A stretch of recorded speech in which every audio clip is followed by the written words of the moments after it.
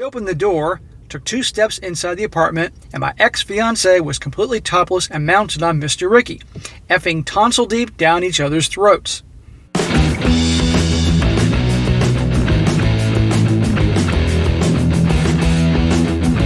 Welcome back to They Did What?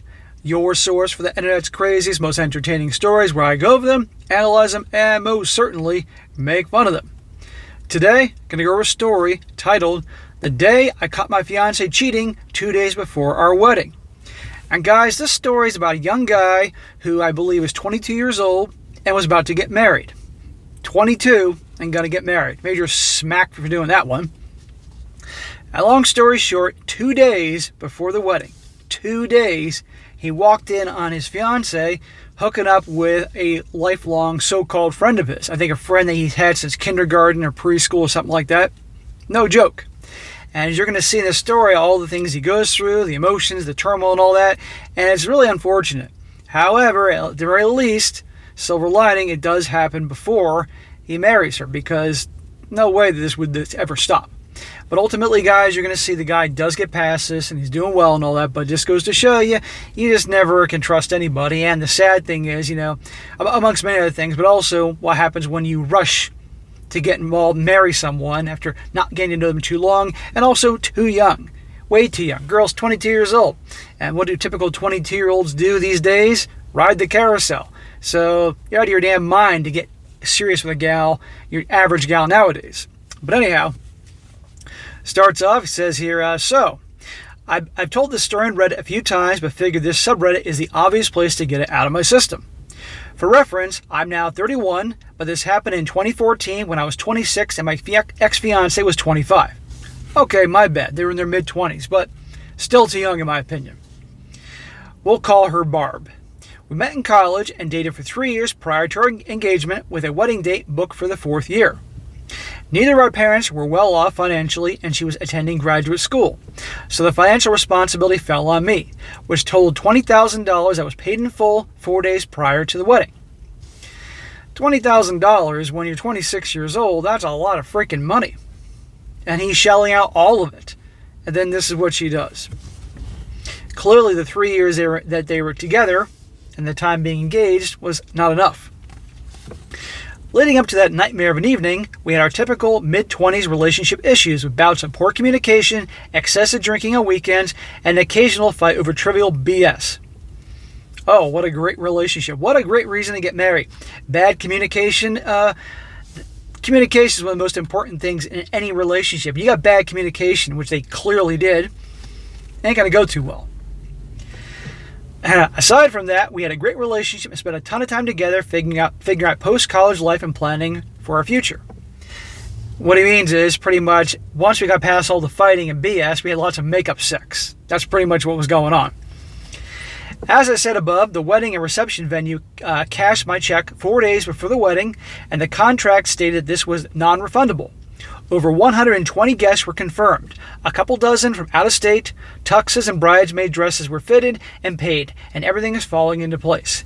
Now let's get to the inevitable shitstorm of events that you're all interested in before I keep rambling.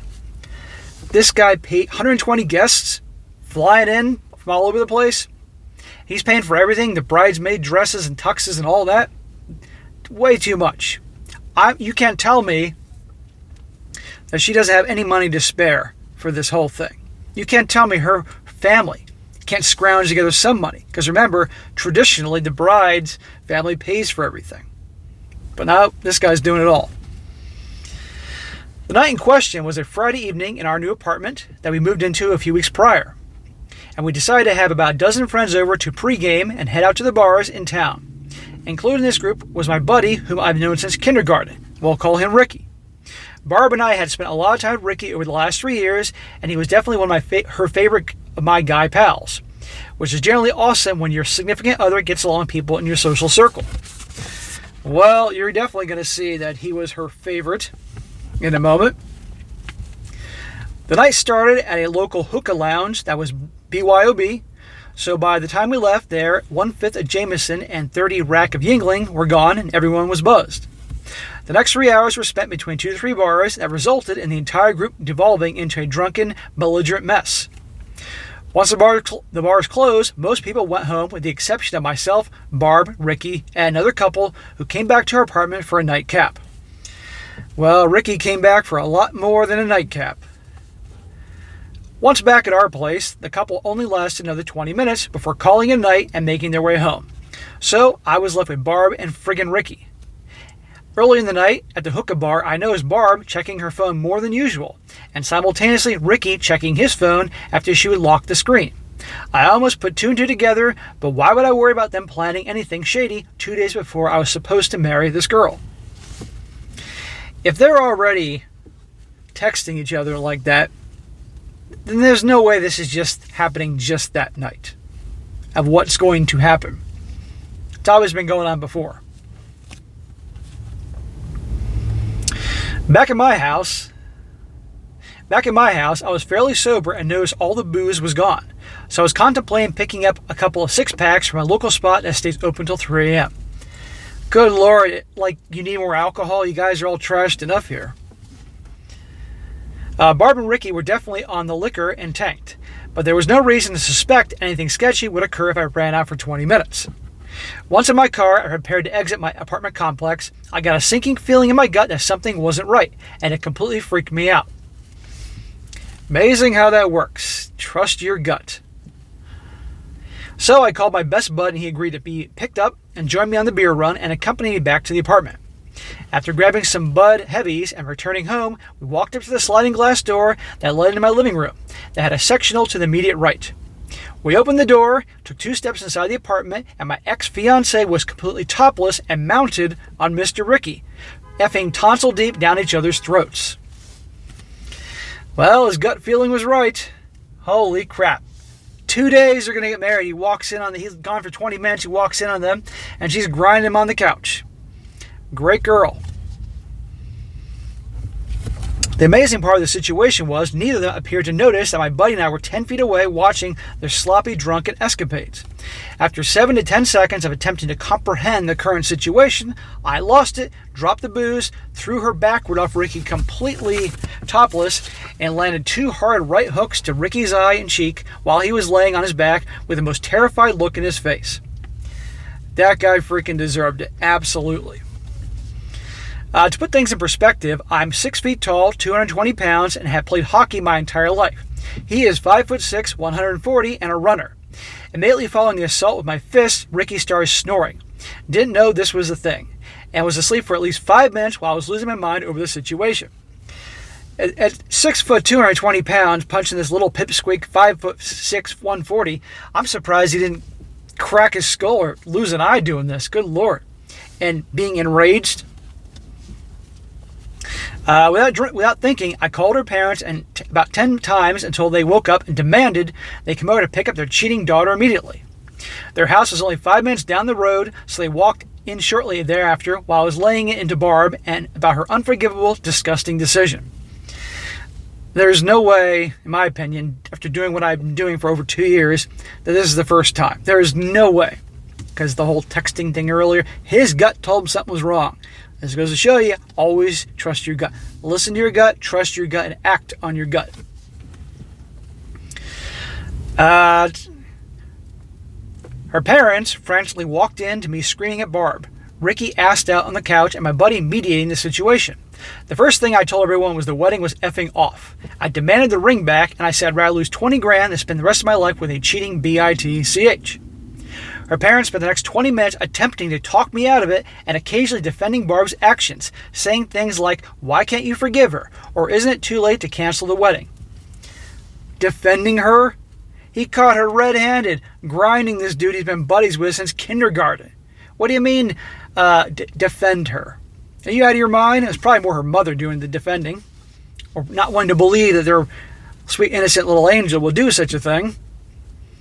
Of course the wedding's off. Get the hell out of here. It'd be worth 100 grand than being married to someone like that. And you bet your ass you can get that wedding ring back. Meanwhile, Ricky woke up and the right side of his face had swollen to the size of a grapefruit and his left eye was completely shut. Good. Motherfucker deserves it.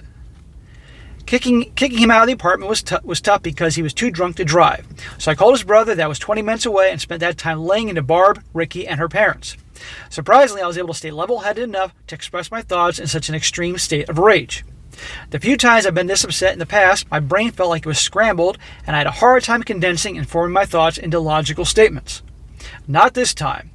By the time Ricky's brother picked him up and Barb's parents shut it in her home, I systematically picked apart any objection, opinion, or plea for reconciliation expressed by everyone in the room. It felt really effing great. I think they learned not to mess with this dude. Certainly Ricky knows with the giant grapefruit-size swelling on his face never to mess with this dude.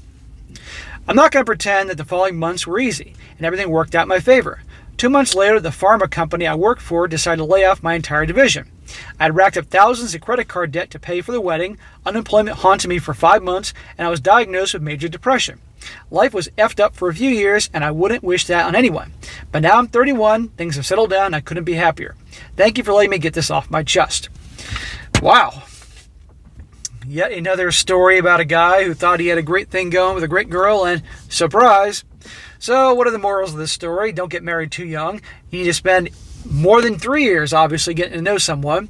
He mentioned they were bad at communication. Well, that ought to tell you something. Obviously, she wasn't happy, and they weren't obviously talking about it, so she decided to hook up with his buddy, a buddy from kindergarten. And it also goes to show you what low lives guys can be to get a little piece of ass, right? Unbelievable. But the guy's doing well. He got through it as any guy can. So the moral of the story is, guys, like I said, you guys spend a long time getting to know a girl before you can consider getting serious.